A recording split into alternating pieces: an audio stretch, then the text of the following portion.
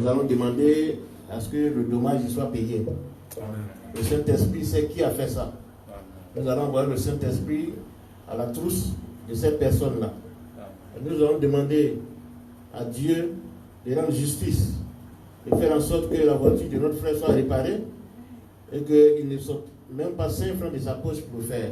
Parce que ce n'est pas lui qui a causé l'accident. Prions le Seigneur. Père, nous te bénissons, nous te rendons toute la gloire. Voici ton serviteur, il vient de témoigner. Oui, nous demandons maintenant ton intervention, Saint-Esprit. Va et dérange la personne qui a commis cet accident. Cette personne qui est venue le RT, qui a disparu, qu'elle vienne à l'existence et qu'elle répare tous les dommages. Qu'elle répare la voiture du frère Sylvain dans le nom puissant de Jésus. Qu'elle n'ait pas la paix du cœur, qu'elle n'ait pas sommeil jusqu'à ce qu'elle s'y rende. Nous te bénissons, nous te rendons toute la gloire. Nous te disons merci pour la protection divine. Merci d'avoir gardé ton serviteur. Nous l'entourons maintenant de la muraille de feu. Que les anges de Dieu campent autour de lui et que le sang de Jésus-Christ nous couvre. Nous brisons tout esprit de panne et d'accident. Nous chassons tout esprit de mort de sa vie dans le nom puissant de Jésus. Et que toute la gloire te revienne. Au nom de Jésus, nous avons prié. Amen. Amen. Que le Seigneur vous bénisse. Amen. Voilà, frère, hein? Voilà. Ok, bien-aimés dans le Seigneur, bonjour. Et nous voulons encore, je voudrais encore, au nom de Jésus-Christ, vous dire merci de répondre présent à ce service. Comme nous avons déjà commencé, nous allons encore prier pour demander l'intelligence à Dieu pour écouter sa parole. Nous prions. Éternel notre Dieu et notre Père en Jésus-Christ, Seigneur, nous voulons te bénir et te rendre toute la gloire. Nous voulons te dire merci, Seigneur, pour les moments de louange et d'adoration que nous venons de passer. Seigneur, tu étais présent avec nous. Tu étais présent au milieu de la louange et de l'adoration. Et nous osons croire, ô Dieu, que nos louanges, Seigneur, sont montées vers toi comme un parfum de bonne hauteur. Maintenant, Seigneur, que nous voulons commencer notre service proprement dit. Nous voulons te prier, Seigneur, afin que tu demeures avec nous, que tu diriges toutes choses. Saint-Esprit, nous t'invoquons en ce lieu, afin que tu descendes et que tu remplisses nos cœurs. Que tu descendes et que tu remplisses nos vies. Nous faisons taire tout esprit qui n'est pas de toi ici, au nom puissant de Jésus. Nous chassons tout esprit de lourdeur, tout esprit de manipulation. Nous les chassons très loin dans les abîmes, au nom puissant de Jésus. Père, viens et dirige toutes choses du début jusqu'à la fin. Seigneur, nous voulons te confier également notre frère, le Papa Goto, qui va diriger ces moments de la parole. Nous prions, Seigneur, que seul ton esprit puisse parler en lui et que, Seigneur, tu puisses lui donner, Seigneur, ce qu'il va dire. Viens et demeure avec nous. Au nom puissant de Jésus, nous allons prier. Amen. Applaudissons encore pour le Seigneur Jésus. Nous allons à présent céder la parole, la place à Papa Kodjo, s'il est prêt. J'aimerais que nous puissions l'applaudir et l'encourager.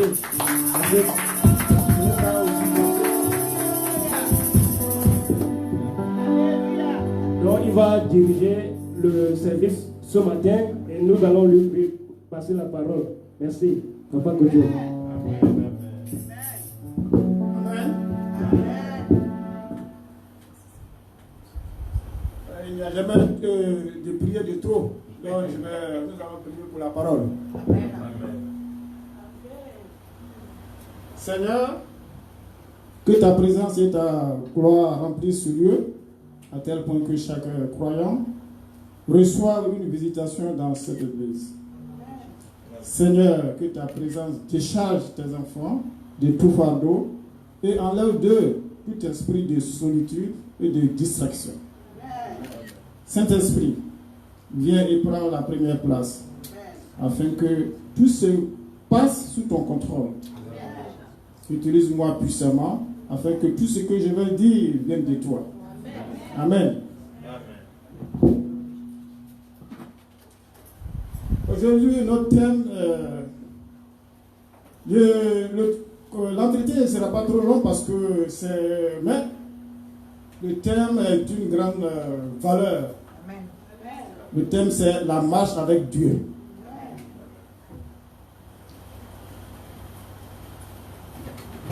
Marcher avec Dieu, signifie avancer aux côtés de Dieu tout au long de votre vie, dans la foi et l'unité.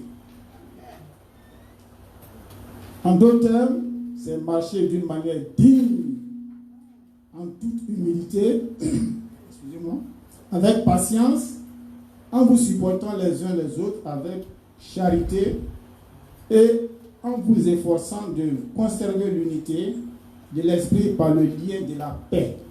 Amen.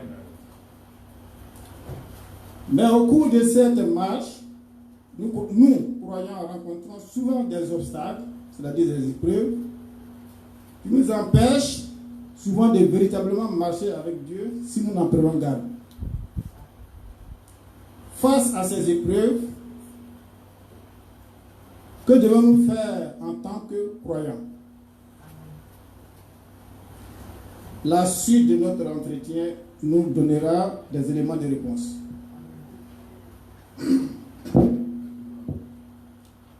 D'abord, je vais vous expliquer ce que c'est que la foi.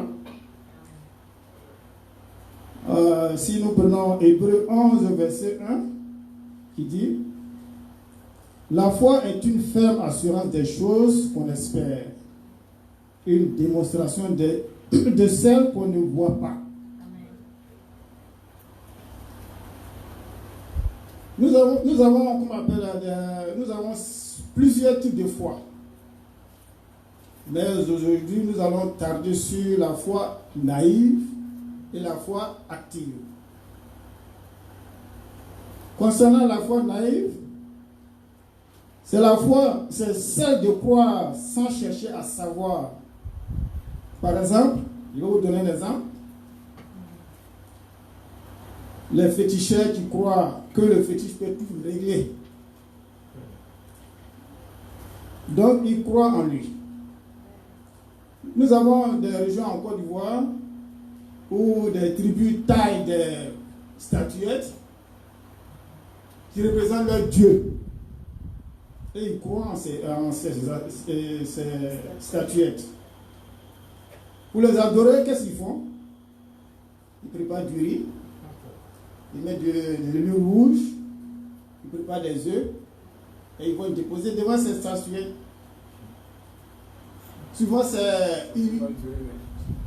Souvent, ils ferment totalement l'une de leurs chambres qui représente la chambre de leur Dieu, l'autel de leur Dieu. Pourtant, il y a au moins 15 personnes dans la maison. Il y a d'autres qui dorment au salon. Au lieu de donner cette chambre-là aux autres pour dormir dedans, ils bloquent ça pour... C'est son Dieu.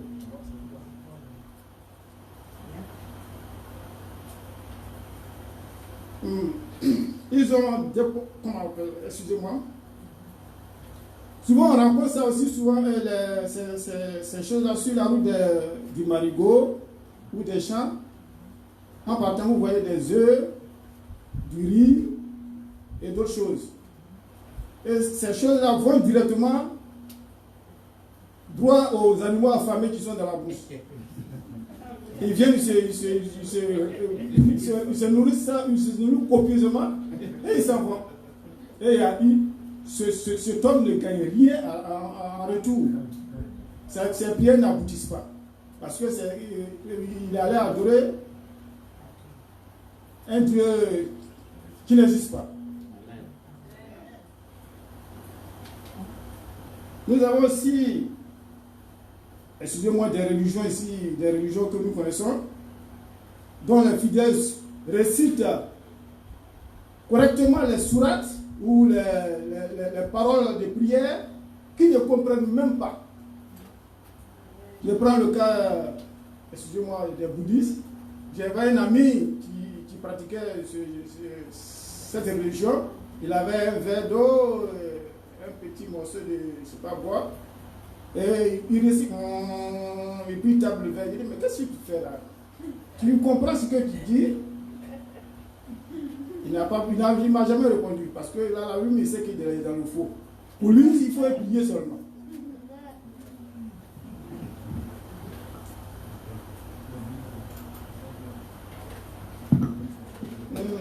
Nous allons passer passer à la foi.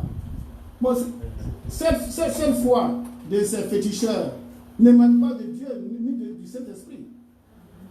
Cette foi émane des choses humaines. Nous allons passer à la foi active. C'est une foi qui sait ce qu'elle veut. C'est une foi durable. Cette foi émane de l'Esprit Saint. Alors, les croyants, avant de faire toutes choses, il faut confier tout au Seigneur. Afin que le Saint-Esprit nous dirige. Par exemple, un croyant qui a un projet, il le confie au Seigneur. Le Seigneur le rassure. Le Seigneur lui donne les directives. Qu'est-ce qu'il faut faire pour aboutir à ce projet?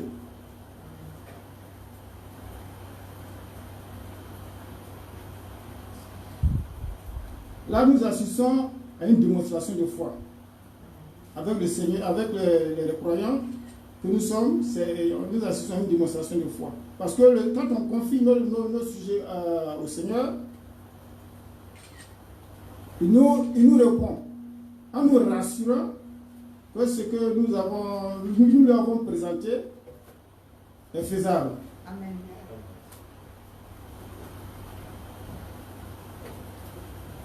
Maintenant, nous allons revenir à notre thème, la marche avec Dieu. Pour en savoir plus, je vais vous raconter mon témoignage. Amen. Je vais vous dire que depuis l'Afrique, j'ai décidé de marcher sincèrement avec Dieu. Mais, quand j'étais en Afrique, je partais à l'église, mais je ne faisais pas ce que Dieu me demandait. Ça, il faut être honnête. Je buvais, je fumais la cigarette, pas de drogue. Il faut que je souligne. Je voulais avoir toutes les femmes. Pourtant, j'avais une femme. Mais Dieu ne m'a pas loupé, comme on le dit. J'ai traversé des moments difficiles. Le mot difficile est petit. Des moments très atroces. Ma femme est témoin. Vraiment, je vous demande, je loue son courage. Acclamons pour ma femme. Elle m'a supporté dans ces moments catastrophiques. Mais elle a tenu. Elle savait ce qu'elle voulait de moi. Ce n'était pas ma poche, c'était moi-même. Il ne pouvait même pas payer le rein, il ne pouvait pas payer les utilités. Même le transport pour aller même au travail à Guédry, c'était problème. Et on avait des enfants qui partaient au collège. Comment faire pour payer leur transport? Et Dieu a fait grâce, nous sommes venus aux États-Unis. Au lieu de continuer dans cette voie, de m'approcher à mon Dieu, je voulais rattraper ce que j'ai perdu, comme on appelle en Afrique, tout en me jetant dans les deux boulots. Avec ces deux boulots, sincèrement, je ne pouvais même pas jouer les deux boulots. Je vais à l'église, je suis présent de corps et absent d'esprit. Je ne fais que dormir. Ma fille Louise est témoin, on partait dans la même église. Ma femme est à côté de moi, mais réveille-toi. Un jour, ma femme m'a invité à CDC. Je ne connaissais pas CDC. Elle m'a invité ici à une veillée. Et j'ai suivi ce que maman, celui-là c'est maman qui avait prêché, j'ai suivi ce que maman a dit. Sincèrement, je me suis retrouvé dans ce que j'ai recherché dans une église. Ce que j'ai recherché en Jésus-Christ. Parce que pour moi, c'est la vérité que je vais entendre. Je vais vivre juste. Parce que je voyais des gens qui venaient à l'église, mais au dehors, ils avaient un comportement autre. Pourtant, nous les enfants de Dieu, par notre comportement, nous pouvons évangéliser les gens. Mais ce n'a pas été le cas pour moi quand j'étais de l'autre côté. Vraiment, j'ai béni le nom du Seigneur. Et maintenant, quand je suis venu à CDC, j'ai continué toujours les deux boulots. Mais quelque chose m'a dit, si tu ne fais pas attention, ça sera la même chose. C'est les mêmes difficultés. Et je me suis dit, donc, je vais sursoir à un boulot et garder un boulot. Vous savez ce que l'esprit démoniaque a fait? Une voix m'a dit, avec deux boulots, tu avais des problèmes. Et un boulot, là, ça sera pire. Mais comme j'ai décidé de suivre sincèrement, de servir sincèrement mon Dieu, j'ai prié et j'ai dit, sincèrement, j'ai dit à cette voix, avec la foi, j'y parviendrai. Ce jour-là, j'ai dit ça à papa au bureau. J'ai dit à papa, moi j'ai quitté Walmart. Je vais faire un seul boulot. Papa a prié pour moi. Et sincèrement, avec ce boulot, je m'en sors. Je paye mon rent, je paye mes utilités, j'envoie l'argent au pays pour ma maman, mes enfants et autres. Je peux garder au moins quelque chose chaque mois. Vous ne voyez pas que le Seigneur est merveilleux?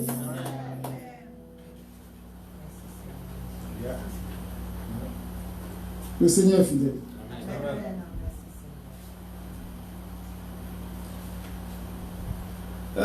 Pour répondre à la question, que devons-nous faire face à ces épreuves en tant que croyants?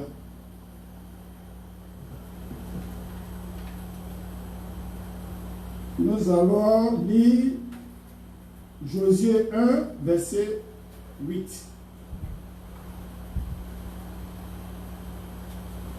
Nous allons lire Josué 1, verset 8.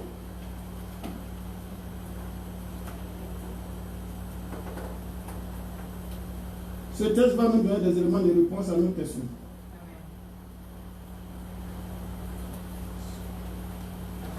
Amen. Je lis la parole de Dieu. Josué 1, verset 8 dit que ce livre de la loi ne s'éloigne point de ta bouche. Médite-le jour et nuit pour agir fidèlement selon tout ce qu'il y est écrit. Car c'est alors que tu auras du succès dans tes entreprises. C'est alors que tu réussiras. Amen. Quand on parle de l'huile de la parole, on parle de la Bible. Et c'est dans ça tout ce que Dieu a écrit se trouve. Amen. Tout ce que Dieu nous demande de faire, Dieu nous demande d'être, ce que Dieu nous demande d'être, il est écrit dans la parole. Amen. Donc ce texte nous interpelle, nous croyons. Ceux qui connaissent la parole et la foi de Dieu et qui leur obéissent seront prospères et victorieux. Amen. Car ils auront la sagesse nécessaire pour mener une vie juste et atteindre l'objectif de Dieu pour leur vie. Amen.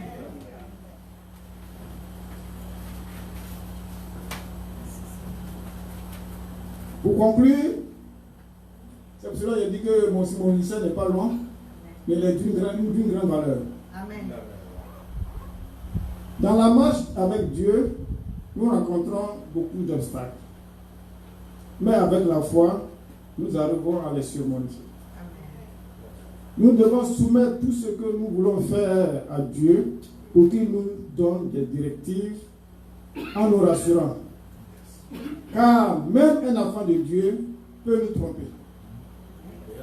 Tout ce que tu veux faire, réfère-toi à la Bible, à la parole de Dieu.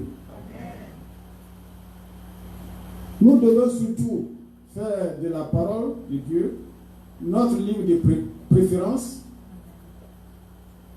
pour nos convictions et nos actions.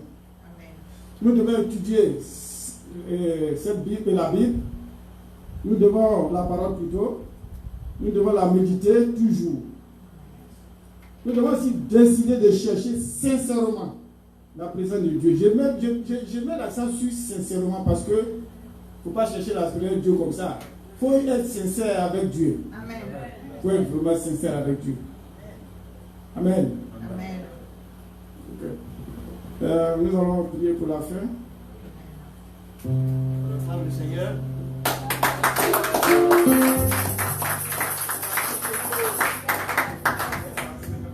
Voilà, vous allez vous lever, peuple de Dieu, nous allons prier.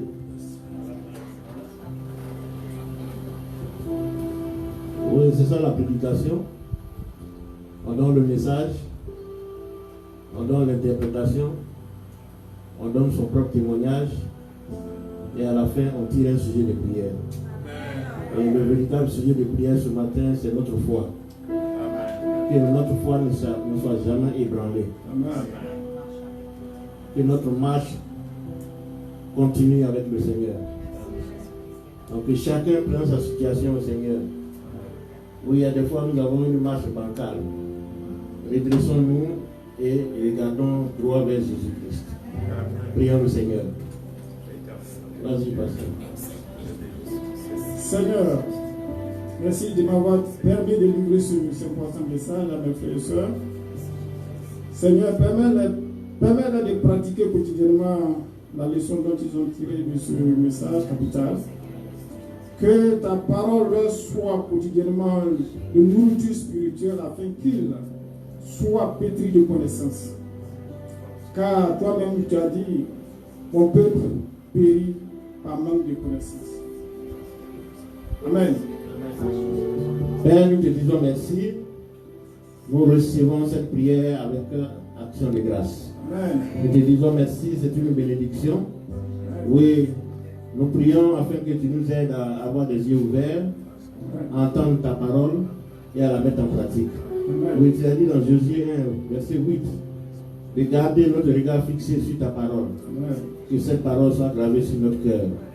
Saint-Esprit, dirige toutes choses. Manifeste-toi puissamment dans nos vies. Oriente-nous. Oui, que nous ne soyons jamais à la mauvaise place au mauvais moment. Amen. Et que ta grâce soit notre partage. Dans le nom puissant de Jésus, j'ai prié. Amen. Amen. Voilà, que le Seigneur vous bénisse. Et vous asseoir. Si quelqu'un a un témoignage dans le sens de la foi. Oui, maman, viens. Que le Seigneur te bénisse. On acclame le serviteur de Dieu. Vas-y, maman. Le micro qui est là. Encore une bonne demi-heure.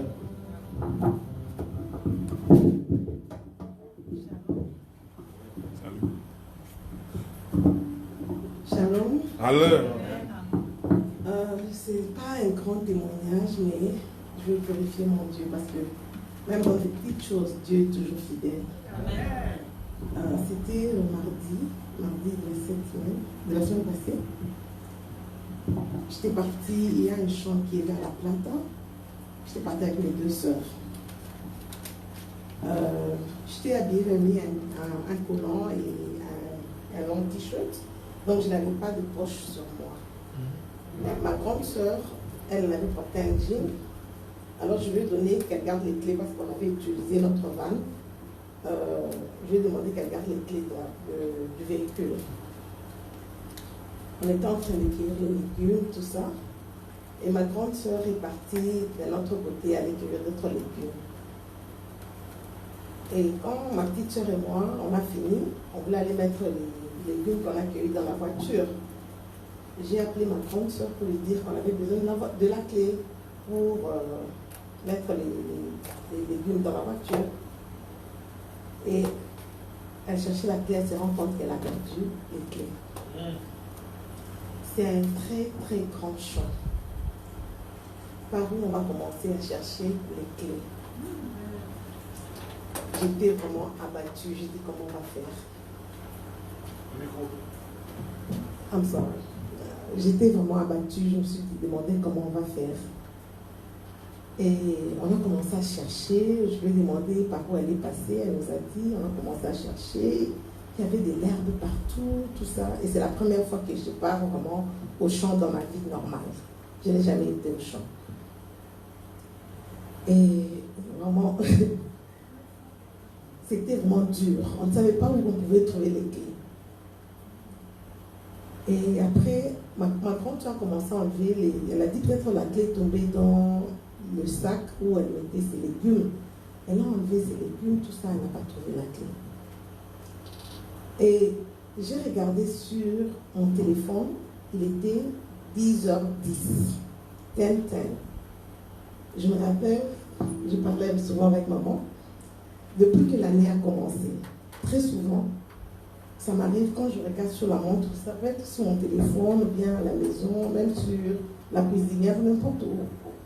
Ça c'est 5h55, 3h33, donc les mêmes heures. Une fois j'ai partagé avec maman, je lui ai dit, maman m'a appelé, elle voulait me donner un message qu'elle a eu à 5h55 du matin. Oui. C'était un message qu'elle m'avait donné. Et je lui ai dit, maman, j'ai remarqué depuis que l'année a commencé, tout le temps je vois les mêmes heures, je ne comprends pas pourquoi. Elle m'a dit, moi aussi ça m'arrive souvent, mais quand ça t'arrive comme ça, il faut cibler ta prière, demande quelque chose de précis. Ou bien tu dis merci à Dieu, ou bien tu rends grâce à Dieu, ou bien tu demandes quelque chose de précis. Je lui ai dit, ok maman, merci. Et quand j'ai vu, c'était 10h10, j'ai dit, mon Seigneur Jésus, montre-moi les clés. C'est tout ce que j'ai dit. J'ai fait un pas, 2 pas, je regarde à gauche, j'ai vu les clés. Il est fidèle. Même dans les petites choses, il est toujours fidèle. Que la gloire nous revienne. Voilà, que le Seigneur te bénisse. Même dans les petites choses. Voilà. Une fois, j'ai fait un voyage. Moi, j'ai fait des voyages périlleux, je vous le dis. En temps normal, vous n'avez même pas essayé. Parfois, je me demandais, mais est-ce que ça là, je suis normal? Une fois, j'ai pris le risque.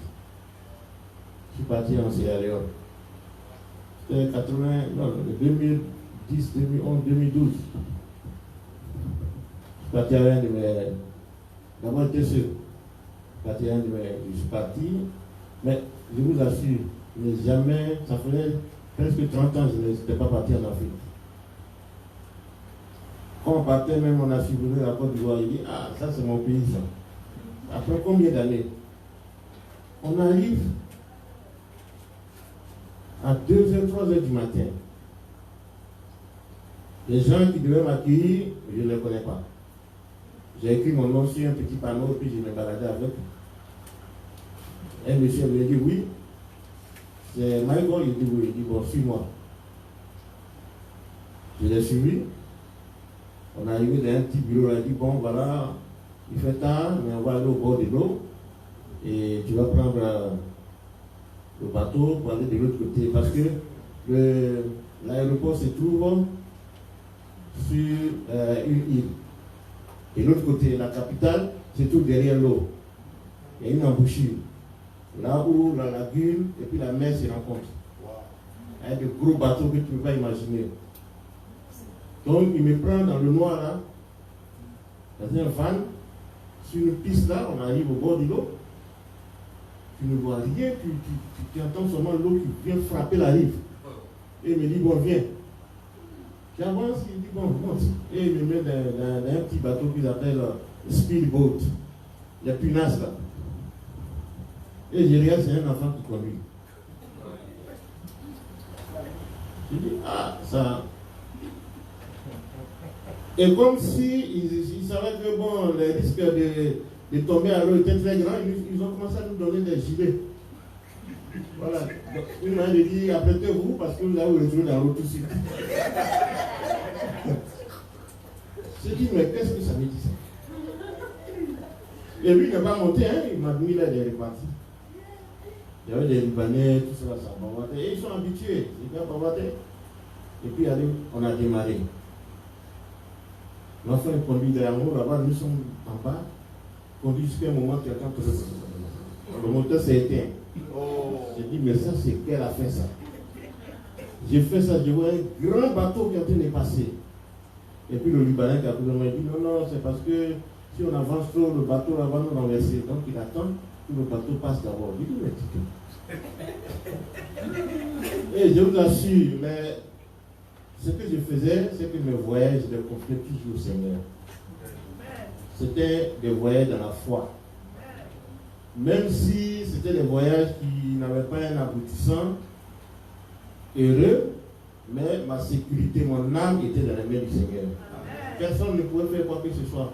Et ça, j'avais la conviction. Je suis parti, le voyage n'a pas donné grand-chose, et je revenais, réduit. Je vais, on monte encore, parce que là-bas, dans la journée, ils ont les ferries. Les ferries, ce sont des bateaux, voilà, avec un moteur, on met plein de gens dedans. Je vous assure, ils ont même mis les lumières, tout ça dedans. Voilà, comment on appelle ça, c'est les barques. Voilà, c'était une barque. Barque à 3 étages, remplie. Vous vous asseyez, puis on dit, bon, coincez-vous, comme papa n'a eu, papa connaissance, on dit, allez, serrez un peu, puis on met quelqu'un au milieu de vous. Et on arrive dans le bateau, ils sont en train de jouer des vidéos. Bon, souvent, ils jouent des choses, c'est chrétien, eux qui achètent. Donc, ils ont mis une vidéo où on parlait de, oui, le premier inceste. J'étais assis là. Oui, le premier inceste a été commis. Et c'est Lot, le neveu d'Abraham, qui a commis le premier inceste dans le monde. Il a couché avec ses enfants, et puis il a eu des enfants. Puis un gars qui était appris de moi, il dit, oh, c'est faux. Il dit, mais pourquoi tu dis c'est faux? J'ai dit, mais l'acte que Lot a commis, c'était un acte qui était inconscient. Ils l'ont saoulé. Il faut lire la parole de Dieu. Il n'était pas allé commettre cet acte-là volontairement avec ses enfants. Il était saoulé, elles lui ont donné de l'alcool, il était ivre, et puis elles ont abusé de lui. Il dit, ah, mais ce que tu dis là, ça fait une différence, hein? Pourquoi les gars ne changent pas? J'ai dit, bon, ils veulent vendre ce qu'ils veulent vendre. Ma délivrance commençait là. On a tellement traîné avec ce bateau-là, nous sommes arrivés de l'autre côté, et quand tu arrives là, maintenant, il te faut un taxi pendant près de 30 à 45 minutes pour arriver à l'aéroport. On arrive, tous les taxis sont partis. Et à partir de 3h, 4h du matin déjà, si tu arrives, l'avion est déjà embarqué, on dit, allez, tu as raté ton vol. J'étais là, je suis sorti avec mes bagages. Il y a un petit qui m'a aidé, là, on est arrivé au bord. Il dit, ah, il n'y a plus de taxi. Hein. Dans le noir, là, je suis arrêté là. Je dis, ah, Saint-Esprit, pour faire quelque chose, sinon. D'abord, et j'ai une fois raté mon vol, hein. J'ai une fois raté mon vol, c'est le moment qui a payé ça. Voilà, avec Air France. J'étais là, désespéré. Je fais ça, il y a un taxi qui sort et quelque part, et puis quelqu'un derrière, il dit au taxi, mais arrête. Et là, ça a arrêté, il me fait signe, avance. J'avance. Il me dit, get in. Et il parle anglais. Je suis monté, il dit au taximètre, this is a good guy. You can leave him, take him to the airport. Et il m'a pris. J'ai dit, mais je dois payer combien? Il dit, non, tu n'as rien à payer, je prends tout en charge. Et ça m'a permis de rentrer à l'aéroport sans rater mon vol, je suis rentré tranquillement. Vous voyez, quand tu mets ta foi dans le Seigneur, même au moment où il n'y a plus d'espoir, totalement désespéré, Jésus crée une solution même dans le désert. Je voulais fortifier quelqu'un ce matin. Les témoignages de foi, j'en ai plein. On aura l'occasion de les partager. C'est pour vous fortifier. Même quand vous regardez à l'horizon, il n'y a rien qui apparaît, ne désespérez pas. Si l'ennemi vient dire abandonne la foi en Jésus-Christ, il faut dire Satan, arrière de moi. Je sais que mon Dieu va apparaître. Comme notre frère a dit, Job. Job a été attaqué sérieusement. Tout le monde lui a dit abandonne Dieu, maudit Dieu et attends la mort. Il a dit non, moi je connais mon Dieu, je ne vais pas l'abandonner, j'attends. Il a tout perdu en une seule journée, ses 10 enfants, tout. Son bétail, ses employés, tout est parti. Lui-même il est tombé malade. J'étais au bout du rouleau, presque mort. Et on lui dit, abandonne Dieu et maudis-le et tu attends la mort. Il dit non, je ne vais pas le faire. Mais Dieu veut le racheter, il lui a fait le rappel de tout ce qu'il a perdu. Et la Bible dit qu'il a même prolongé les jours, oui, de Job. Que le Seigneur nous bénisse ce matin et qu'il fortifie chaque personne. Dans le nom puissant de Jésus, j'ai prié. Amen. Voilà, si quelqu'un a quelque chose à ajouter, vas-y.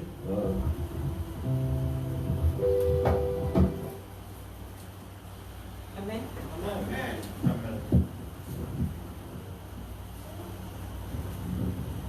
Je pense que c'est le Saint-Esprit qui est en action. Le Seigneur veut qu'on donne des témoignages.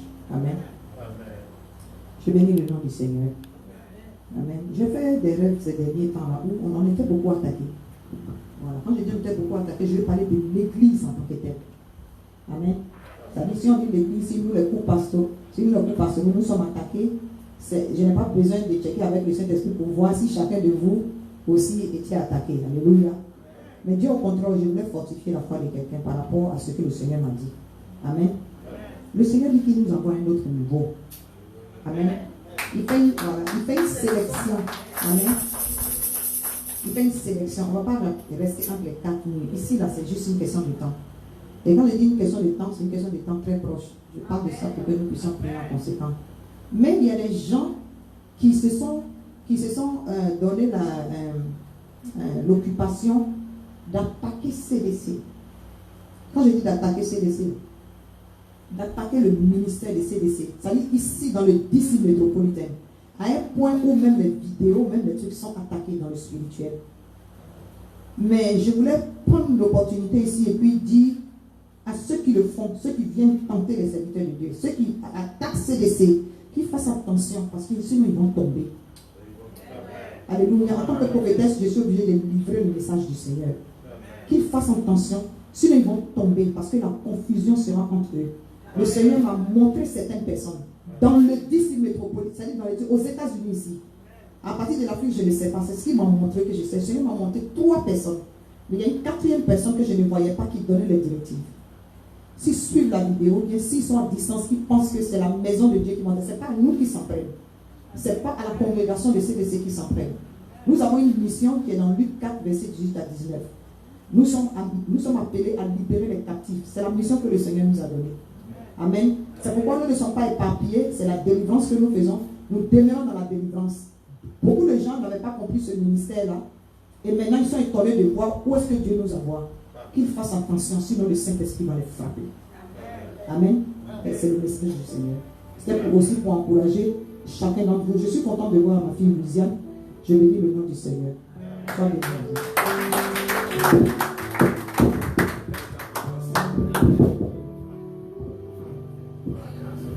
Amen. Oui, bien aimé. Nous avons tous entendu les différents témoignages et nous bénissons le nom de notre Dieu.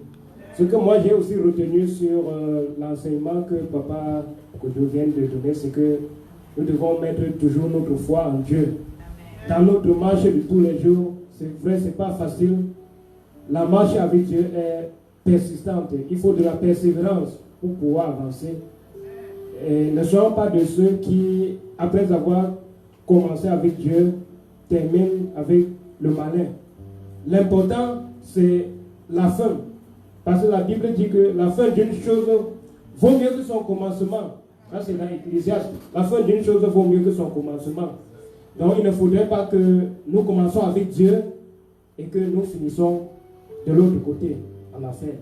Donc, accrochons-nous à Dieu et il va prendre soin de nous.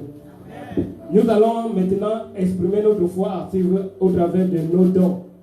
La Bible dit dans Malachie 3, le verset 10 à 12, d'apporter la dîme et les offrandes dans la maison du trésor. Il est temps d'apporter nos dîmes et nos offrandes. Donc, nous allons chanter avec la chorale et... Oui, avant cela, je voulais faire une précision.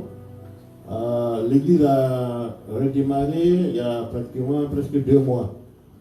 Donc, les cachapes, les îles, il faut carrément venir donner vos offrandes ici dans le panier. Voilà, les comptes sont des comptes personnels. Si vous avez un don à faire, il faut venir faire ça à l'église. Amen. Voilà, pour ne pas créer d'autres situations. Amen. Voilà, que le Seigneur vous bénisse. Amen.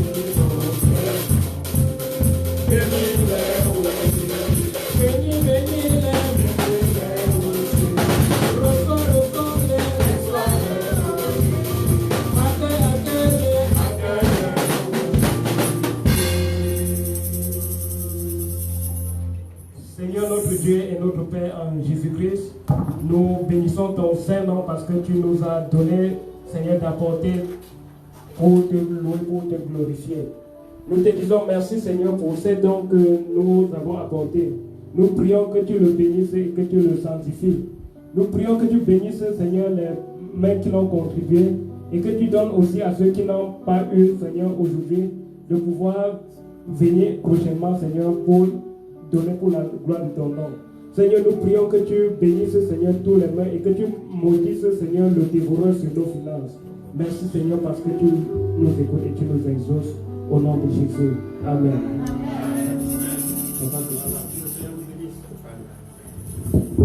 Que le Seigneur vous bénisse. Nous avons maintenant fini, on va prier pour la fin.